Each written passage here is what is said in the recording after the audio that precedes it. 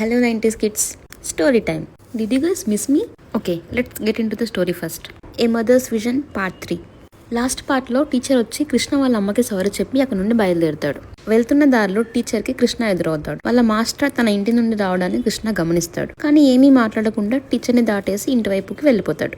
కృష్ణ ఇంట్లోకి వెళ్ళి అమ్మ నాకు చాలా ఆకలేస్తుంది అంటాడు. అప్పుడు అమ్మ కృష్ణ దగ్గరకు తీసుకొని నువ్వు వెళ్ళి కాళ్ళు మొహం కడుక్కొని రా బాబు, నేను ఏదైనా చేస్తాను నీకోసం అంటుంది.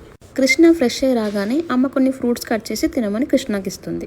కృష్ణ అవి తింటూ ఉండగా ఈలోగా అమ్మ వాళ్ళ పెరట్లో పండించిన వెజిటబుల్స్ తో ఒక మంచి సూప్ ప్రిపేర్ చేసి ఇస్తుంది. కృష్ణ ఆ సూప్ తాగి ఇది చాలా బాగుంది, చాలా టేస్టీగా ఉందమ్మా, నువ్వు దీన్ని ఎక్కడ నేర్చుకున్నావు? నేను ఆకలి అన్న ప్రతిసారి నువ్వు ఏదోటి కొత్తగా చేసి పెడతావు, ఇన్ని వెరైటీస్ ఎలా వచ్చమ్మా నీకు? ఇవన్నీ ఎక్కడ నేర్చుకున్నావు?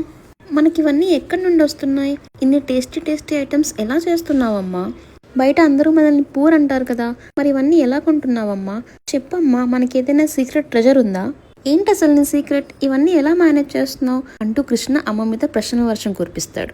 That's it for today. See you next part. This is Siri signing of.